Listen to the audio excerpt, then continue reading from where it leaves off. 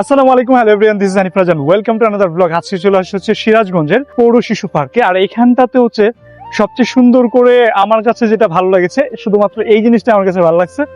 আর ট্রেনেরটা সচরাচর স্পেশালি হচ্ছে এইটা একটা কিডস পার্ক, যেহেতু শিশু পার্ক, তো শিশুদের জন্য কোনো কিছুর হচ্ছে কমতি নেই। প্রত্যেকটা জিনিস হচ্ছে আপনি এখানে পেয়ে যাবেন।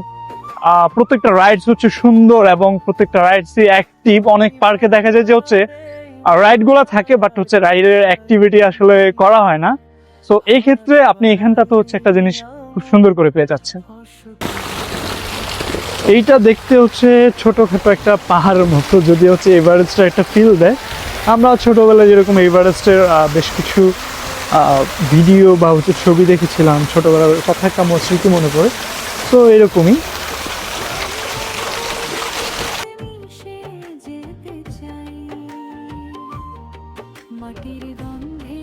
সো এই মুহূর্তে আসি হচ্ছে মানে কিডস জোনে একটা পার্টে। সো এই দোলনাতে আপনি হচ্ছে যখন বসবেন দেখবেন যে আপনি হচ্ছে অনেকটা রিল্যাক্স হচ্ছেন এবং রিফ্লেক্স পাচ্ছেন।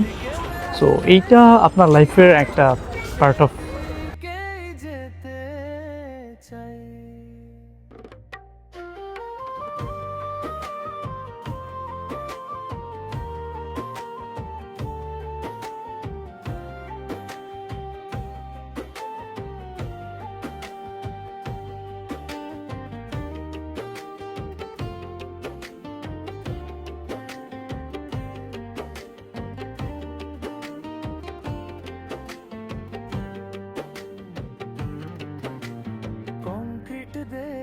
ফিস ফিস করে ডাকে, ঘড়ির কাঁটায় বাধা দিন রাত্রি ফাঁকে ফাঁকে।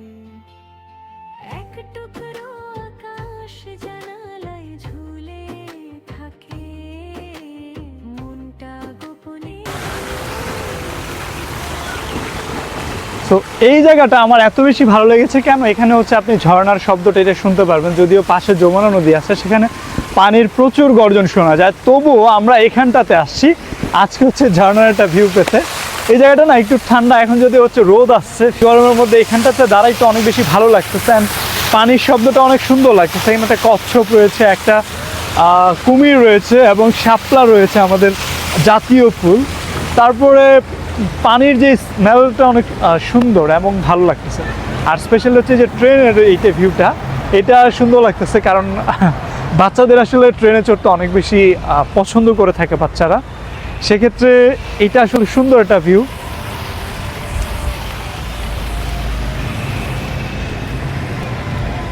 আচ্ছা, এই পার্কটাতে যেই জিনিসগুলো আপনি হচ্ছে একদমই মিস করবেন না, প্রথমত হচ্ছে হরিণ রয়েছে। বাচ্চারা অনেক বেশি হরিণ পছন্দ করেন, আর হরিণ আমারও অনেক পছন্দ, অনেক বেশি পছন্দ। এবং হচ্ছে ঘোড়া আছে।